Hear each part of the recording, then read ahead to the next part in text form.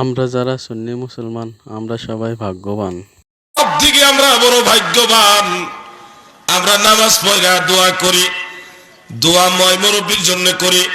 দুনিয়াতে যেদিন থাকবেন না গো,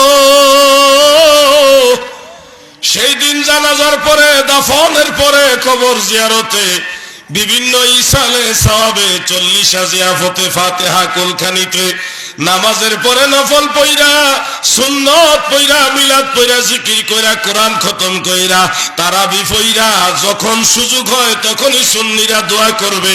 কবর জগতে শুয়ে শুয়ে আপনারা দোয়া পাইবেন। অপোজিটে একটা ওয়াহাবি মইরা গেলে সেই যে কবরের মধ্যে রাখবো, জানাজার পরে দোয়া করতো না, দাফনের পরে দোয়া করবো কিনা গ্যারান্টি নাই। 4 দিনে 40 দিনে দোয়ার অনুষ্ঠান করার তো একবারে নিশ্চিত গ্যারান্টি নাই, করবে না। বছরে একবারও কবর জিয়ারতে